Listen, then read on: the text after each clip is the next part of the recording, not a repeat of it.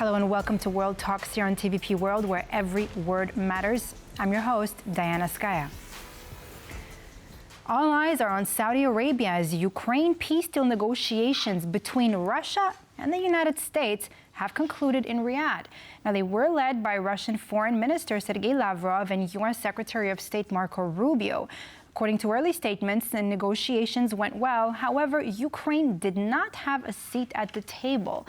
Now, to get into the details and more, I'm joined by Wierenga, lecturer in international relations at the Baltic Defence College. Good evening, Louis. Welcome to the program. Glad to have you here. Always great to be on, Diana. Thanks for having me.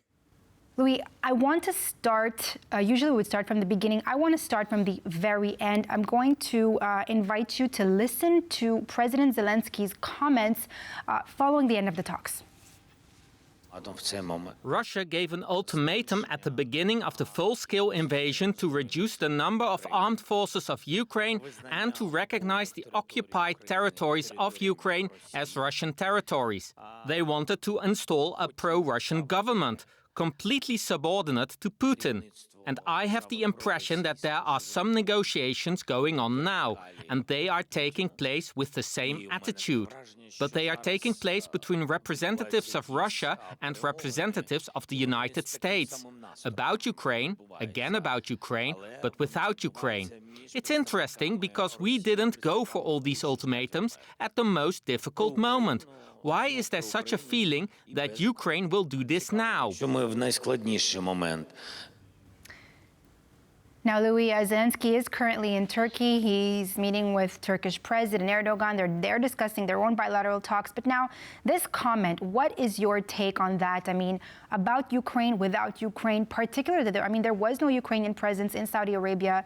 Zelenskyy postponed his trip. How do you assess the implications of, Ukraine being excluded from this U.S.-Russia peace talks in Saudi Arabia?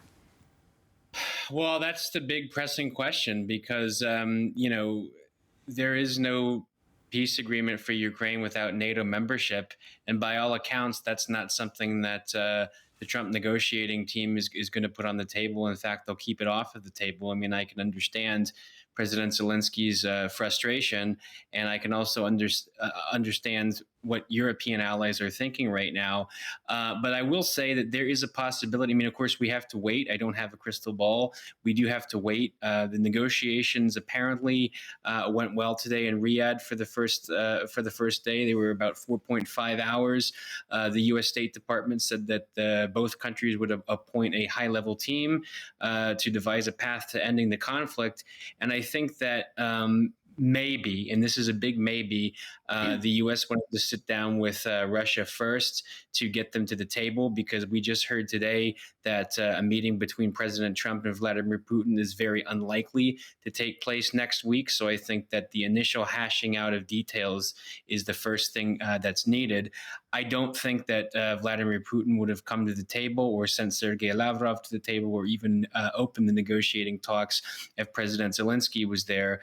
So, the optimistic side of me would say that the Americans have something on the table that they're going to bring later into the negotiating table, because Trump likes bilats. That's his thing. He likes doing it with allies, and he likes going at it from a very calculated business perspective to put things on the table, say what his demands are, and try to make the other side acquiesce first. So I think that we may get some good news for the Ukrainians soon. British Prime Minister Keir Starmer, after the Paris meeting, is flying to Washington to meet with President Trump. Came out the other day and said that there's no peace without a U.S. backstop. So I think that the big part now is to make remind the U.S. of their importance and remind them what their role in getting an actual, real, lasting peace is. There's so much that you just said here, and a lot of things to digest. Sorry, but let's take it from where you mentioned that about Russia ruling out any deployment of European peacekeepers, of any NATO's expansion eastwards is seen as a direct threat to the Russian Federation. Now, Ukraine needs some kind of security guarantees. How do you see this playing forward? Well, I mean, I almost don't want to say it, but I think it pretty much depends on the Trump administration. I mean, will Macron or Starmer put peacekeeping troops there in Ukraine without the blessing of Washington? I don't know, but I think that there's a lot of diplomatic back channeling for other issues going on, such as the EU trade chief going to Washington to meet Trump's top trade advisor and the Chamber of Commerce to kind of soften the tariff issues. Maybe that would be seen as an added piece to bring Trump to the table to listen a little bit more closely to what the Europeans want in terms of the security guarantee. And of course, you've got President Zelenskyy, who had an active presence globally and in Washington, and you've got most of Europe advocating for his behalf. So I think that I wouldn't rule that off of the table. Of course, Putin, this is kind of like a immovable object and an unstoppable force coming together. And you do have, I mean, there's a lot of worry in Europe and in the Baltic states about the Trump administration, but you do have two people who like to be in control, who like to get their way and will not stop until they come away winning whatever it is that they're negotiating. And I think that one thing that the U.S. still has on their side is that the West is widely seen as being right, and Russia is seen by everybody as being the aggressor.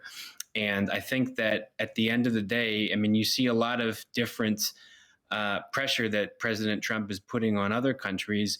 There's the issue with Greenland, of course, with Canada, with the Panama Canal, with tariffs, with both the EU, China, Mexico, Canada. But I think the important thing to remember is that European diplomats are getting ready very, very hastily after their meeting in Paris and after which happened on the coattails of the Munich Security Conference to try and adjust to the new reality. Hence my next question to you, Louis, exactly what you just said. I mean, how does Europe feel of technically being excluded from the peace talks? I mean, how do you think that it's going to, I mean, how do you think it's going to affect Europe's strategic interests and its role in the broader geopolitical landscape, if I may? Well, one way to look at this, I mean, this is already happening before the peace talks between the U.S. and Russia, but it is the issue of defense spending. More allies made that. It took some allies a while to get to the 2% threshold, which is almost certainly going to be 3 or 3.5 after the next NATO summit in Den Haag this upcoming summer. But I think that you could look at it as a really kind of extreme alert to everybody that they need to do more, because it is very clear that the Trump administration wants Europe to do more and even more than more.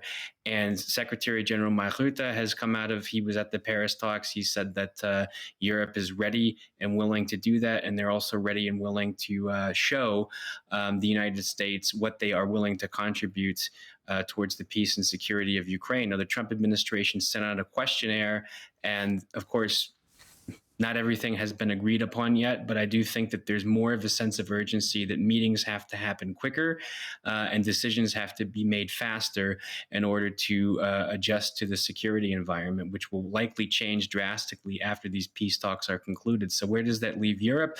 Well, it gives them a chance to step up to the plate. And I think that I'm more optimistic than pessimistic, but I won't make any bold predictions that there will be something good coming out of soothing the tensions between both sides of the Atlantic on this. Louis, what about this new and somewhat developing, if I can call it that way, U.S. and Russia relations? I mean, how do you interpret the current state of their relations, especially after today's meetings? Well, that is the alarming part, because, of course, we don't know what the Trump administration's end goal is. I mean, it was parroted very positively by the Russian state media, but of course, you can't really trust them as far as you can throw them. So I think that the kind of the one thing that I would worry about is the suggestion to bring them back into the G7, making it the G8 again. I think that is maybe one of the more alarming things. I think it's too soon to try and bring them back into the international community. I mean, just hours after the first round of talks had ended, there was an air raid alert in Kiev, and the authorities said that there was a threat of incoming Russian ballistic missiles. So people need to make it very clear to the Trump administration, you're not negotiating with somebody in good faith. I mean, it was just a couple of years ago on this day, actually, right before Russia started the second phase of their war of conquest against Ukraine, where Putin said that they had troops that were just there for defensive purposes. So he lied, right. And everyone knows that. And it seems like one of the strategies is to try to get a thaw, which is very different than the reset button during the Obama years, because Russia has become more and more and more aggressive since then. But right, and Louis, and with what you're saying, sorry, I'm interrupting you, but I mean, you just mentioned all of this, and doesn't it in a way feel, I mean, I don't want to put the words in your mouth, but I mean wrong in a way of how come, Russian war crimes, can we say, are not addressed at this meeting, at the summit in Saudi Arabia? Well, I do have a couple of points on that. I mean, I think that we are at the very beginning of a seismic shift in global power and in geopolitics. And the bottom line of the Trump administration has been that they want the killing to stop, and they want peace, and they're going to do whatever to take it to make that happen. Coupled with the fact that you look at domestically, this idea of America is in a golden age, the kind of looking up to former U.S. President McKinley, and this idea of Jacksonian realism, which really fits with the peace through strength aspect of the Trump administration, where you use might, but you do not necessarily have any ideology or ideals that you put forward along with it, which is a real break with the transatlantic post-Cold War world order. And so that is one of the things that I think might be sacrificed, and that is a message. And one of the key ways to circumvent that is to really, for other allies and partners, to remind the administration that China is watching, and if they understand that in the international community you can get away with these egregious war crimes and all of the other nasty and despicable things that they've done inside of Ukraine, and walk away without any real repercussions, that's not a good signal. And I think a lot of people, myself included, fear that that might happen if there's just a bilateral peace agreement.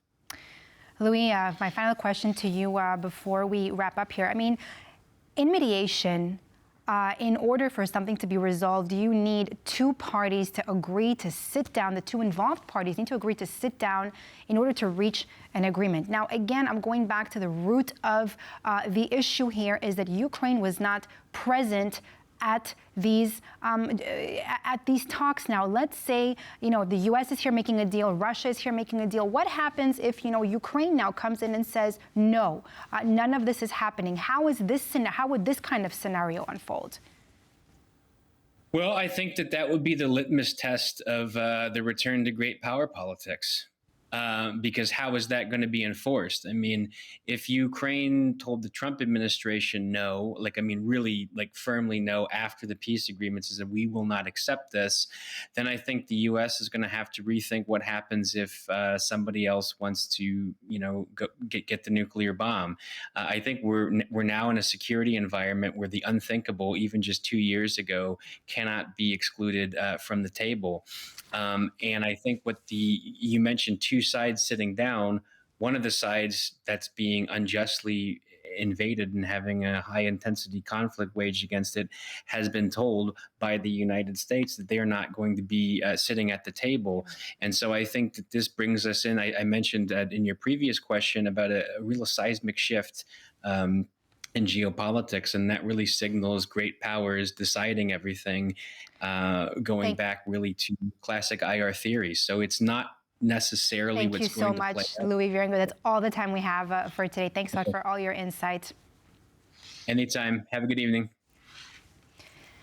And that completes this edition of World Talks here on TVP World. Thanks for watching, and stay tuned for news and features.